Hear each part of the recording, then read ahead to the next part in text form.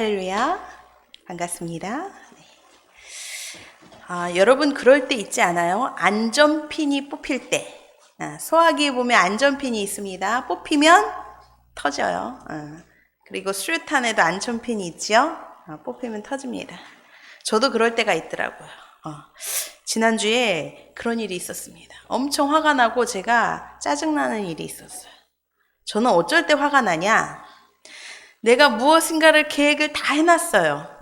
오늘은 이렇게 해야지. 오늘은 기도하고 말씀 보고 설교 준비하는 날이지. 이렇게 해야 되지 하는데 그런 계획대로 안 되고 뭔가 차질이 있고 막힐 때 엄청 저는 짜증을 내더라고요. 얼마 전에도 그런 일이 있었습니다. 제가 그날은 오늘은 설교 준비에 온 힘을 다하고 하나님께 기도하자 이렇게 정해놓은 날이 있었는데 그날 갑자기 오전에 전화가 왔습니다. 우리 성도님 중에 사랑하는 성도님 중에 병원에 갑자기 입원하신 분이 계셨는데 그분이 충전기가 필요하고 또 세면도구가 필요하다고 연락이 온 거예요. 저한테 말고 우리 고목사님한테. 그래서 저에게 좀 갖다 달라고 그러더라고요. 그래서 제가 설교 준비 끝나고 꼭 오늘 가야 하나? 오늘 나는 설교를 준비하고 기도를 해야 하는데 내일 간다고 전해주세요 라고 얘기를 했어요. 그랬더니 우리 목사님이 목사님 설교도 중요하고 기도도 중요하지만 영혼을 위한 일, 영혼을 사랑하는 일이 더 중요합니다. 그 영혼이 얼마나 답답하고 기다리겠습니까? 갔다 오십시오 이렇게 얘기를 한 거예요. 근데 그곳이 청주 지역도 아니에요. 시내도 아니에요. 멀어요. 거기까지 또 비가 많이 옵니다, 요즘. 그래서 거기까지 오케이. 예. 그럼 빨리 갔다 와서 기도하고 말씀 준비하자 했는데 또 우리 목사님이 욕을 하시는 거야. 가는 길에 다이땡을 들려서 또 편지지를 사야 된대요. 전도를 위해서. 그때부터 내 인상이 바뀌기 시작해서 그러면서 또 가는 길에 은행을 드리래요. 그리고 가는 길에 은행 가는 김에 카드 분실한 것도 신고하고 또 재발급을 받으러 또 이 카드가 법인이니까 또 가는 길에 또 서류를 준비해서 가라는 거. 그래서 어떻게 제가 뚜껑이 열렸어요. 폭발. 내 계획은 오늘 하루 종일 기도하고 교통하고 말씀을 준비하고 했는데 막 추가 되니까, 그죠? 우리 공깃밥 추가, 이건 좋아요, 제가. 이거 탕수육 추가, 이런 건 좋아하는데, 막 일정 추가 막 폭파한 거야. 막 짜증을 내면서, 그러면 안 되는데, 막 목사님한테 짜증을 내고 그랬어. 그러니까 우리 목사님 당황했어. 그래서 이제 다 스톱이 돼서, 이제 그 영혼 병원에서 물건 전달하는 그것까지만 했어요. 아무것도 안 하고. 그러면서 성전에 왔습니다. 그래, 지금부터라도 기도하고 말씀 준비해야지 라고 해서 무릎을 꿇었는데 기도가 되겠습니까? 제가 잔뜩 화내고 왔잖아요. 회개를 했죠. 하나님, 이 부족한 종을 용서해 주세요. 아무것도 아닌 일에 왜 이렇게 짜증을 내고 화를 냈을까요? 하면서 회개를 했습니다. 그리고 주님 앞에 솔직히 털어놨어요. 하나님, 저는 이상하게 다른 것보다, 물론 다른 것도 화 잘 내지만 내 계획대로 뭔가 내가 이렇게 딱 일정을 잡았는데 이게 차질이 생기고 계획대로 안 되면 이거 진짜 못 견디겠어. 막 이렇게 솔직하게 하나님한테 털어놨어요. 그래서 하나님, 저 계획대로 사는 거 잘하고 있는 거 아닙니까? 아무 계획 없이 아무 생각 없이 사는 사람보다 훨씬 잘하는 거잖아요. 저 성실하잖아요. 주님, 저 별로 안 놀잖아요. 막 하면서 얘기를 하다가 그런 생각을 하나님이 주셨습니다. 내 인생은 몰라도 내 목회, 특히 하나님의 교회는 내 계획대로 되면 안 된다는 것을 깨닫게 됐어요. 왜? 이것은 하나님의 철저한 하나님의 일이기 때문입니다. 하나님이 주관하실 일을 내 생각과 계획대로 하면 큰일 나는 것입니다. 저는요, 목회를 시작하면서 목회의 계획을 많이 세웠습니다. 여러분 모르시죠? 특히 부흥에 관한, 전도에 관한 계획이 뭐냐?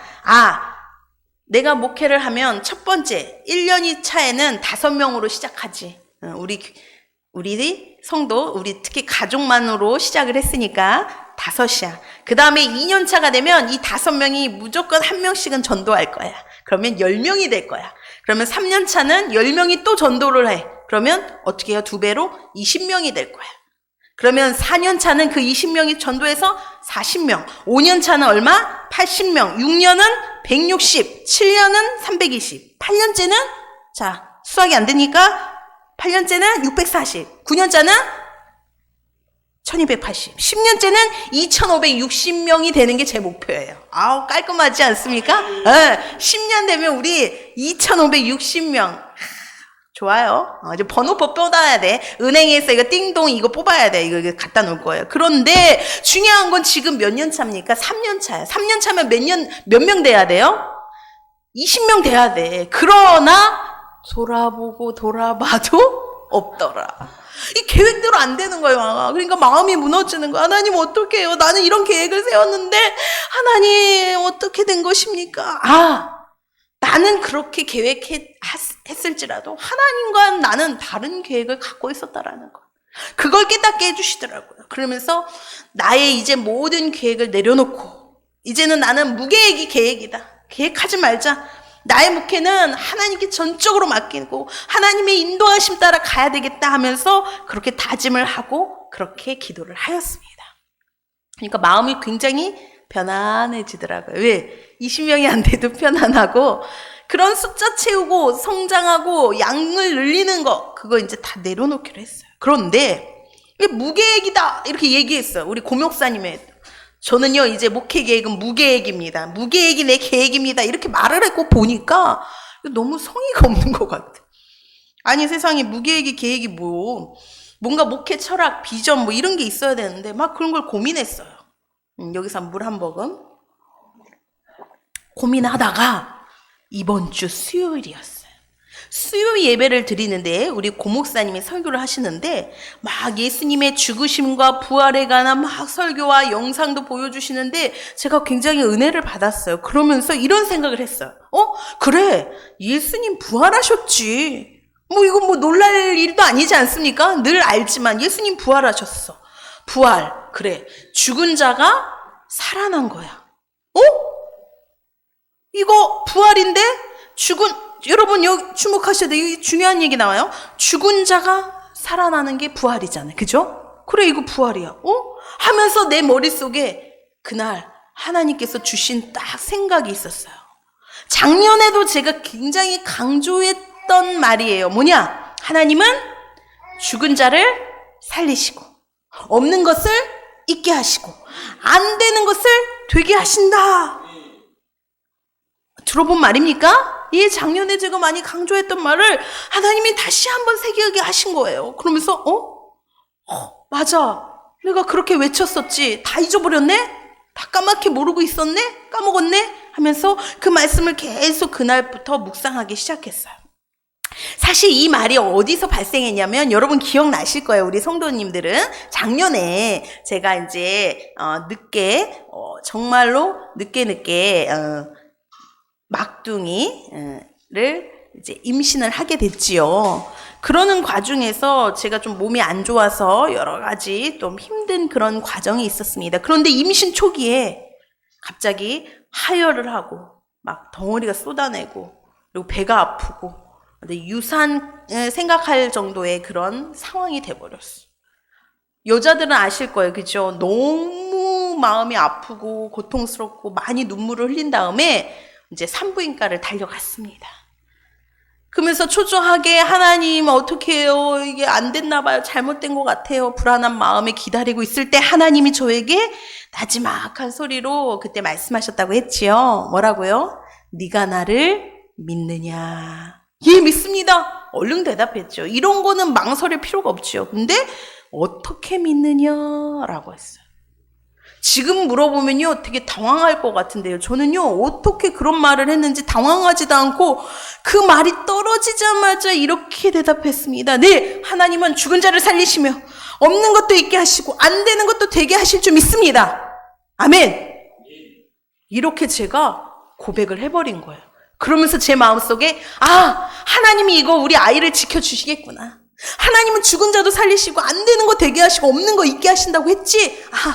내가 이게 유산된 것 같고 이게 다 잘못된 것 같고 이런 현상, 지금 보이는 현상은 그렇지만 이거 하나님 응답이구나 할렐루야 하면서 네, 검사를 받았는데 아시죠? 네, 그 아이가 저렇게 이쁜 얼굴로 네, 세상에 태어났습니다. 그때 저에게 정말 충격을 주면서 늘 품고 있는 그 말씀.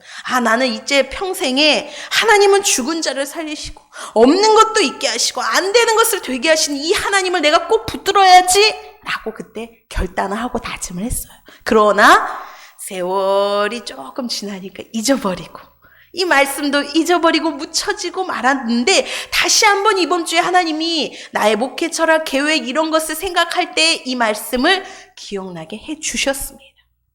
자, 여러분, 그런데 잘 들으십시오. 오늘 이 말씀을 그냥 이렇게 선포하고 끝나는 것이 아니라 이 말씀 속에 하나님이 우리에게 전달하고 싶은 하실 말씀이 있다라는 것을 여러분 오늘 꼭 들어야 합니다.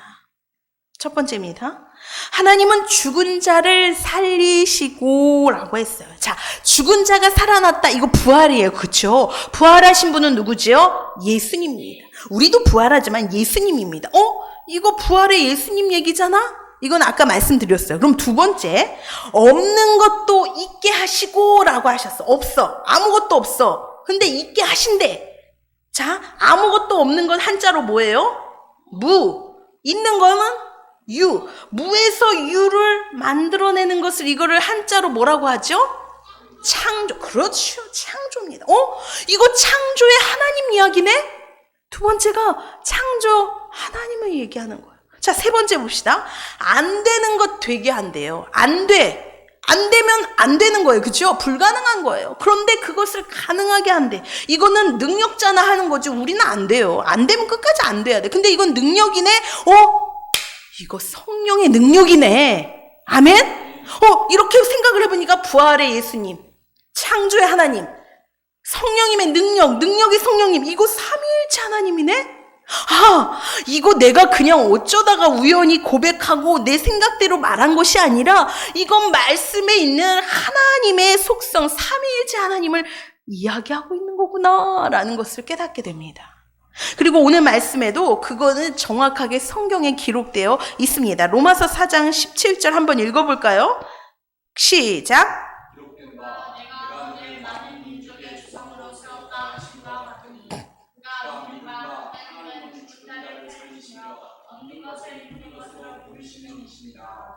아멘. 하나님은 어떻게 하신다고요? 죽은 자를 이것은 아브라함의 고백이었어요. 아브라함, 믿음의 조상하면 누굽니까? 고경준입니까? 그죠. 아브라함이에요. 그죠. 아브라함이 왜 아브라함 됐냐? 바로 이 고백입니다. 이삭을 하나님 바치라 하실 때 그냥 주저하지 않고 그 아들 자식, 하나밖에 없는 자식을 전부를 내놓고 주님 앞에 전부를 드릴 수 있었던 것은 뭐냐? 하나님은 그 마음에 생각하기를 그래 우리 하나님은 죽은 자도 살리시지 없는 것도 있게 하시는 그 하나님인데 내가 뭘 주저할 수 있으리요? 그 믿음을 하나님께 보였다는 거예요. 그래서 그가 믿음의 조상 1대가 된 거예요. 아멘? 이 말씀이 성경에 있습니다. 또 성령의 능력은 어디 있냐? 로마서 오늘 본문이죠. 15장 19절에 보니까 이건 조금 해석이 필요해요. 표적과 기사의 능력으로 이렇게 시작합니다. 성령의 능력으로 이루어졌으며 이게 무슨 말이냐? 18절하고 이렇게 같이 이어서 봐야 되지만 제가 이야기를 설명을 해드릴게요. 이거는 바울 목사님이 고백을 한 거예요. 바울이 예수 그리스도를 믿고 성령의 충만함을 받아서 가는 곳곳마다 능력이 나타났습니다. 아멘? 그죠? 귀신이 떠나가고 병든 자가 일어나고 죽은 자도 살아나고요. 말할 수 없는 놀라운 능력들 막 이런 것들이 표적 기사들이 막 나왔는데 이 능력은 자신의 능력이 아니라 누구의 능력이라고요? 성령의 능력으로 성령이 주시는 그 능력으로 행했다. 이것을 이야기하는 것입니다. 성령 받아서 가능한 거지 내가 그런 능력자가 아니고 내가 그런 위대한 자가 아니다라는 것을 지금 증거하고 있는 장면입니다. 아멘? 그렇습니다. 이 말씀을 근데 여기까지 묵상하면서 삼위일체 하나님이시구나. 그래 삼위일체 이 하나님 이제는 부활의 예수님 창조의 하나님 능력의 성령님을 믿어야지 하면서 더 깊이 묵상하기 시작했어요. 왜 이 말씀을 다시금 생각나게 하시고 주셨을까? 하나님이 이 말씀을 통해 하시고자 하는 의도가 무엇일까? 자, 저처럼 목사들은 늘 주일이 되면, 주일을 다가오면 고민하는 게 있습니다. 무슨 고민하냐? 특히 설교자의 고민과 갈등이 있습니다. 뭐냐면 이 강대상에 서면요, 참 하고 싶은 말이 많아요.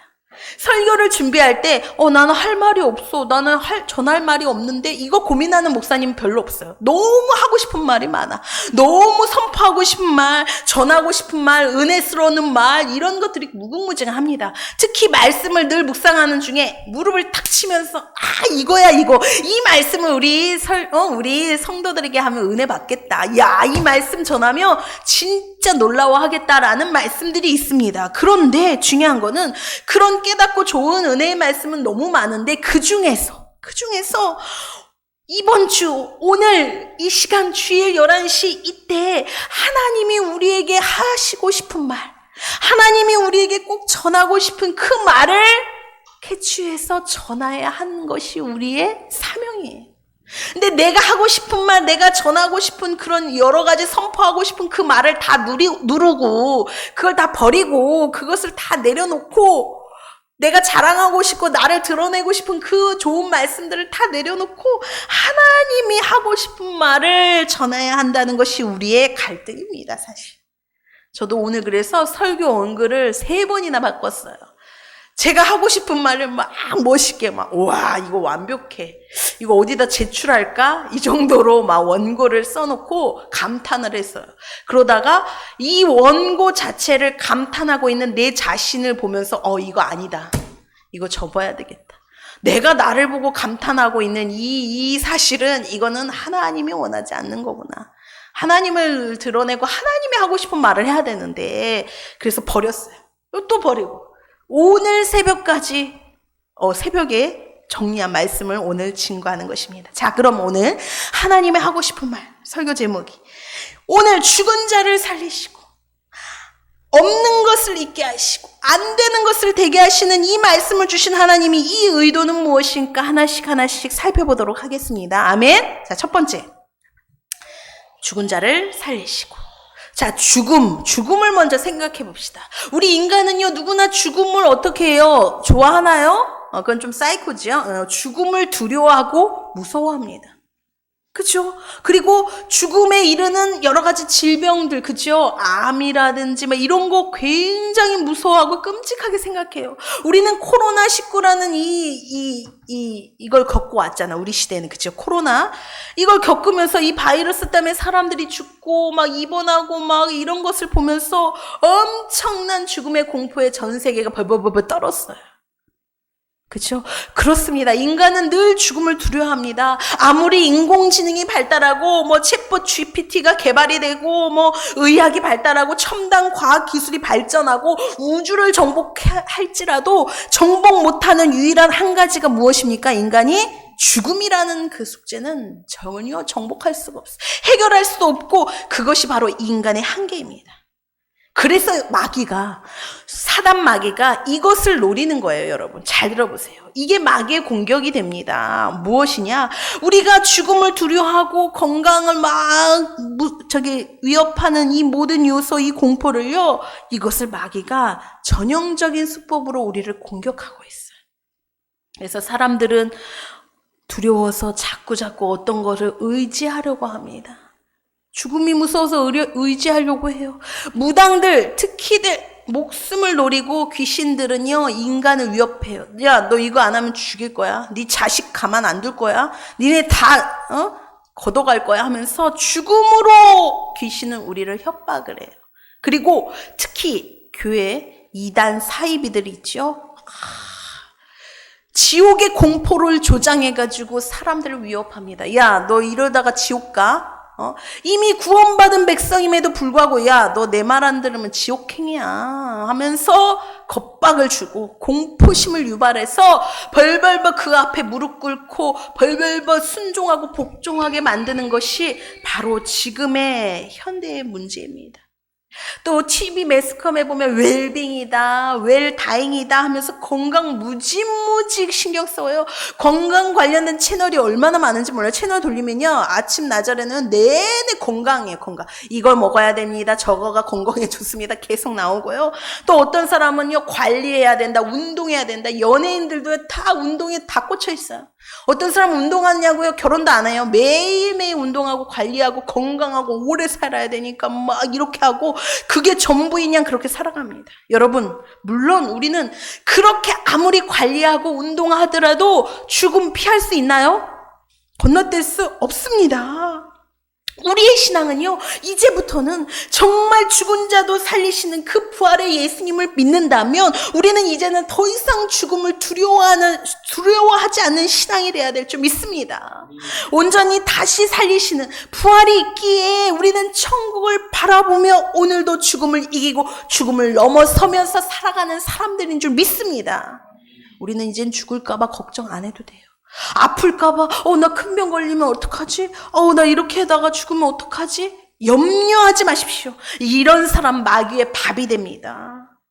우리는 죽었다가도 다시 살아나시고 죽음을 이기신 부활의 예수님을 믿음으로 바라보며 두려워하지 않는 믿음으로 이 땅에 승리하며 살아가야 될 줄 믿습니다. 그리고 두 번째는요, 없는 것도 있게 하신다고 해서 없어. 자, 없는 거. 우리 여러분 없는 거 있어요? 있어요. 우리가 인생을 살아가는데 왜 이렇게 없는 게 많아요? 그죠? 여러분 뭐가 없습니까? 뭐 없어요? 돈 없죠? 뭐 건물 있어요? 건물 없죠? 뭐 자가 집 있어요?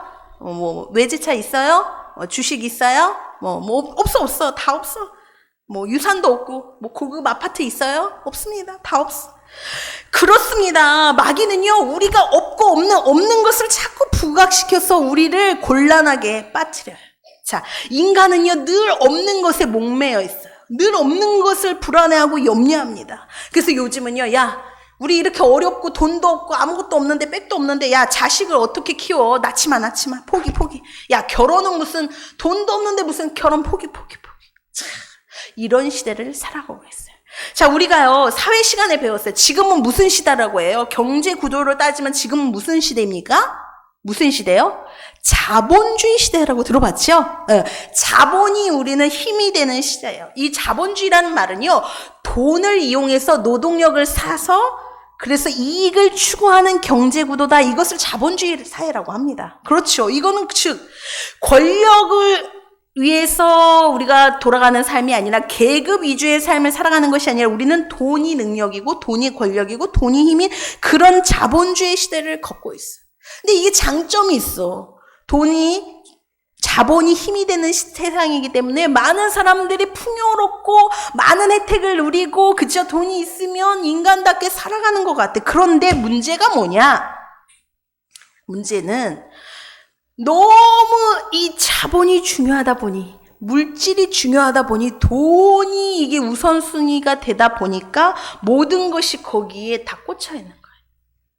그래서 재테크를 해야 됩니다. 주식을 해서 돈을 불려야 합니다. 코인을 해야 되죠. 막 젊은 중학교, 초등학교까지 막 주식을 해야 된다. 나는 돈을 불려야 된다. 요즘 이렇다고 해요. 투자를 해야 된다. 요즘 영끌이란 말이 유행이죠. 영혼까지 끌어다 다 투자를 해야 한대. 영혼을 거기다 쓰라고 하나님이 주신 게 아닌데 영혼까지 다 끌어다가 투자를 해. 올인하는 거야. 몰빵을 하는 그런 시대를 살고 있어요.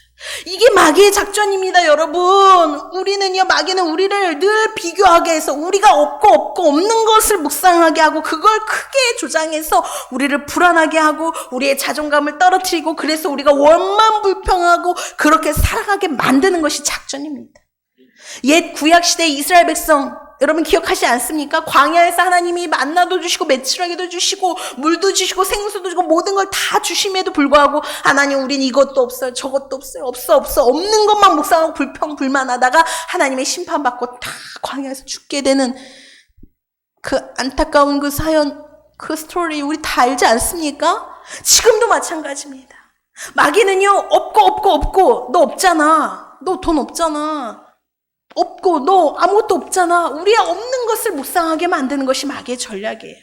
여러분, 우리의 신앙은 없는 것을 있게 하시고 무에서 유를 만들고 창조하신 그 하나님을 바라보며 재창조의 역사를 꿈꿔야 될 줄 믿습니다.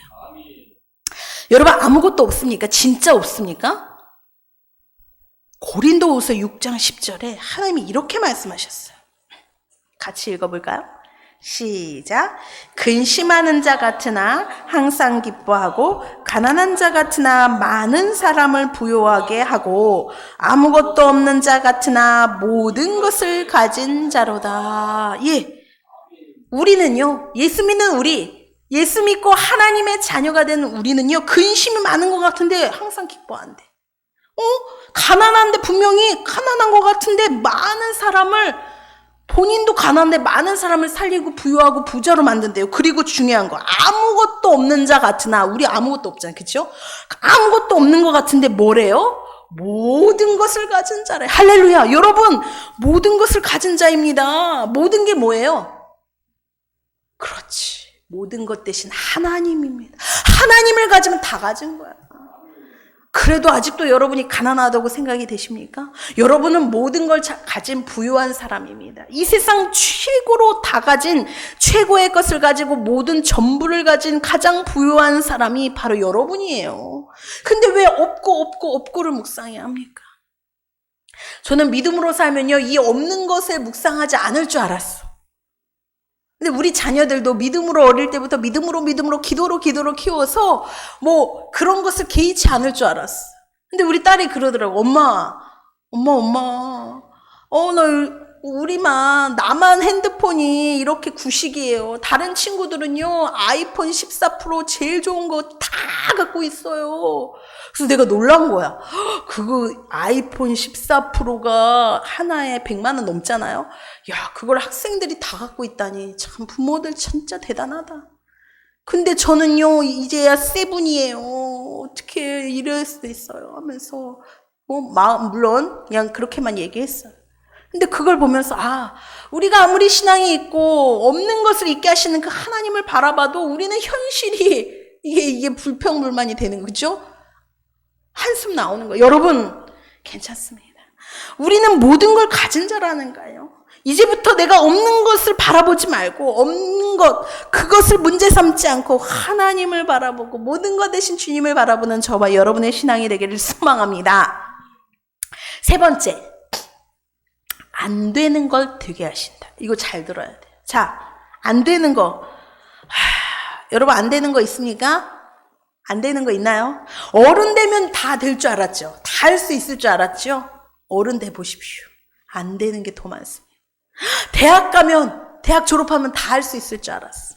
취업될 수 있을 줄 안 돼. 결혼만 시키면 이제 다 끝나는 줄, 잘 살 줄 알았어. 우리 어른들, 그죠?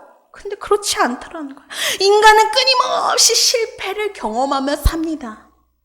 어쩌면 우리는 그럴 수밖에 없는 존재고 그렇게 만들어진 존재예요. 왜? 우리는 완전하지 않기 때문에, 완벽하지 않기 때문에 그렇게 하나님이 우리를 만드셨어요. 그럼 우리가 늘 실패를 경험하고 좌절을 맛보며 그렇게 절망하고 낙심하고 포기해야 하냐? 아니요. 실패를 경험해야 되고요. 좌절을 맛보면서 어떻게 해야 돼요? 하나님을 의지하고 나는 안 되구나. 그렇기 때문에 나는 하나님이 필요해. 나는 안 되지만 모든 것 가능한 하나님을 붙들어야 돼. 이 고백이 중요한 거예요. 근데 우리는 절망하고 낙심하고 포기해요. 요즘 시대를요, 요즘에 MG 세대라고 이렇게 이야기를 하기도 하고, 또 어떤 사람들은 구포 세대라는 말을 합니다. 들어봤죠? 뉴스에도 구포. 9가지를 포기한 세대라고 해서 구포 세대라고 해요. 뭐 9가지 뭐냐? 뭘 포기했냐? 예전에는 5포에서 5가지를 포기했대요.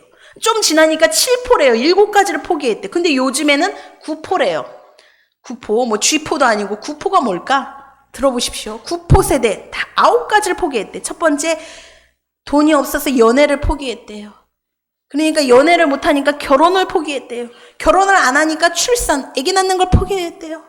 그리고 내 집 마련하는 거, 집값이 너무 뛰어서 집을 포기했대요. 또 나는 능력이 없고 잘하는 것도 내세울 거 없고 사람 만나기가 두려워, 인간관계를 포기했대요. 그래서 나는 꿈도 포기했대요. 희망도 포기했대요. 그리고 건강을 포기했대요. 외모를 포기했대요. 이게 구포시대라는 거예요. 매스컴에서 사회에서는 이렇게 이야기합니다. 여러분, 이거 포기할 문제입니까? 여러분 속지 마십시오. 이거 마귀의 수법입니다.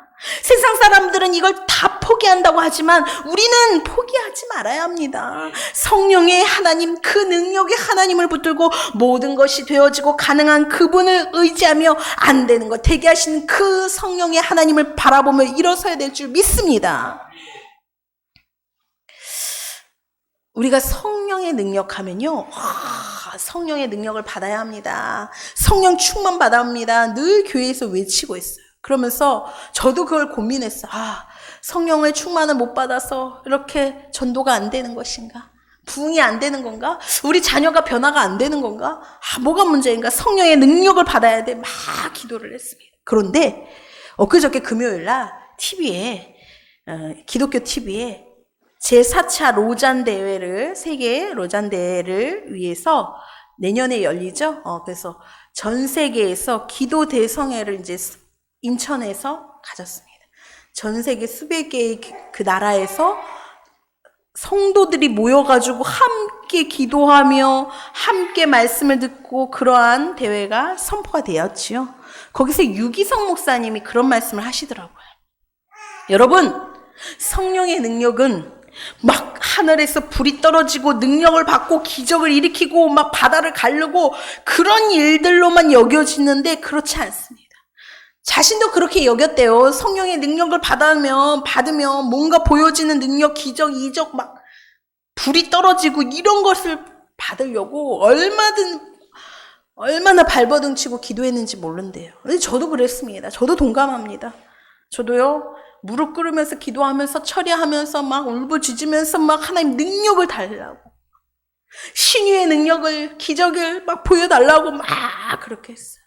물론 성경에서도 초대교회의 성령의 역사를 보면요, 눈에 보이는 성령의 능력이 굉장히 많습니다. 그죠? 병든 자가 그 자리에서 고침을 받고 죽은 자가 살아나고 막 방언이 터지고 불이 임하는 이런 사건들을 많이 봐요.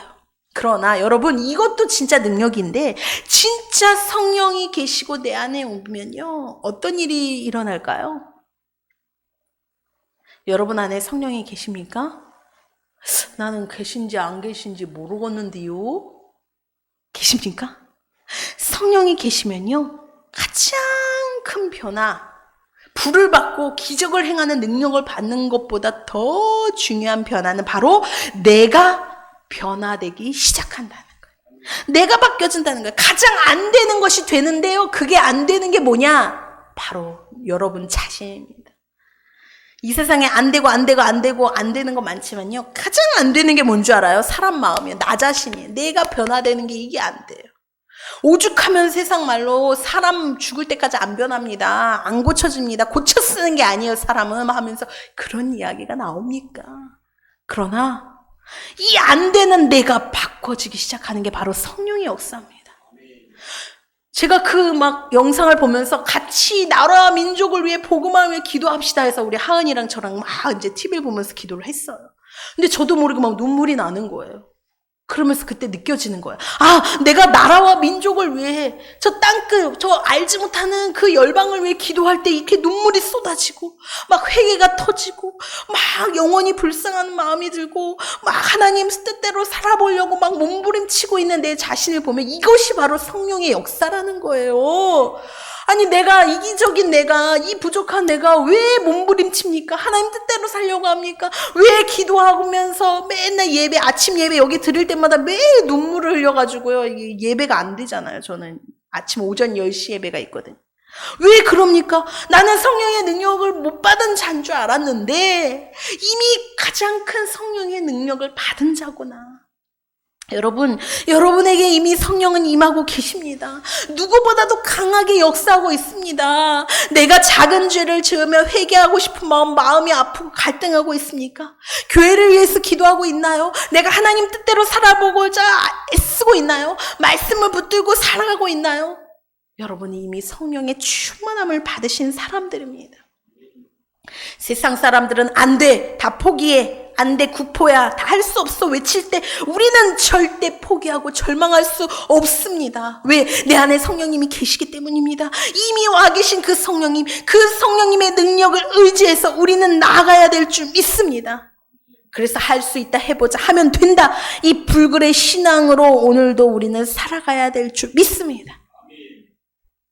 계시록 2장 8절에서 10절을 보면 하나님이 예수 그리스도가 마지막 때에 우리 7교회, 특히 우리 믿음에 우리에게 하시는 말씀이라고 보시면 돼요. 그래서 서머나 교회, 칭찬받는 그 교회에 대해 이렇게 말씀하고 계시네요. 한번 볼까요? 계시록 2장 8절입니다. 제가 읽어볼게요. 서머나 교회의 사자에게 편지하라. 처음이며 마지막이요 죽었다가 살아나시니, 누구죠? 예수님이죠? 예수님이 이르시되 말씀하셨어요. 9절입니다. 내가 네의 환난과 궁핍을 알거니와 실상은 네가 부요한 자니라. 자칭 유대인이라 하는 자들의 비방도 알거니와 실상은 유대인이 아니요 사탄의 회당이라. 너는 장차 받을 고난을 두려워하지 말라. 볼지어다 마귀가 장차 너희 가운데에서 몇 사람을 옥에 던져 시험을 받게 하리니 너희가 10일 동안 환난을 받으리라. 내가 죽도록 충성하라. 그리하면 내가 생명의 관을 내게 주리라. 아멘. 자, 여기서 뭐라고 하시냐면 내 환난과 궁핍을 안다라고 했어요. 여러분, 환난이 뭐예요? 현재는 이 서머나 교회 교인들이 환난을 당하고 있대요. 어려움을 당하고 있대. 고난을 당하고 있대요. 아주 괴로움과 아픔을 당하고 있다라는 거야. 그게 현재 보여지는 현상인데 실제는 내가 보니까 너 부요한 자네? 너 부자야? 너 다 가진 자야? 너 실상은 환난과 궁핍이 뭐예요? 가난이에요. 돈이 없는 거예요. 어려운 거예요. 여러분, 결핍이에요. 없고 안 되고 이게 궁핍인데 지금 눈에 보이는 너희들, 믿음의 자녀들, 너희들 어려움이 있지, 가난이 있지, 곤란하지, 안 되고 없고 하지, 이런 결핍이 있지. 그런데 실제로 너희들은 부요해. 다 가졌어. 이렇게 하나님이 평가하고 있어. 그러면서 우리에게 뭐라고 얘기하시냐?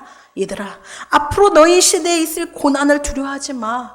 고난 받게 된다는 거예요. 어렵다라는 거예요. 꽃길만 걷는 게 아니라는 거야. 예수 믿으면 환난과 고난을 반드시 당해야 되는데 두려워하지 말라. 아멘? 그럼 어떻게? 네가 죽도록 충성하라. 그 믿음을 잃지 말아라. 그러면 내게 정말로 생명의 면류관을 너희에게 주리라. 말씀을 정리합니다. 부활의 예수님을 바라보며 우리는 죽음도 질병도 이젠 더 이상 두려워하지 마시길 원합니다. 창조의 하나님을 바라보며 이제는 원망 불평하지 마시길 원합니다. 능력의 성령님을 의지하며 포기하고 절망하지 말고 일어서야 될 줄 믿습니다. 다 같이 선포합니다. 하나님은 죽은 자를 살리시며 없는 것을 있게 하시며 안 되는 것을 되게 하시는 하나님입니다. 믿습니까? 이것이 바로 하나님이 우리에게 하고 싶은 말입니다. 하나님은 죽은 자를 살리시며 없는 것도 있게 하시고 안 되는 것을 되게 하시는 그 하나님을 일생 우리가 붙들며 믿음으로 승리하며 살아가는 저와 여러분 되시길 간절히 축원합니다. 기도합니다.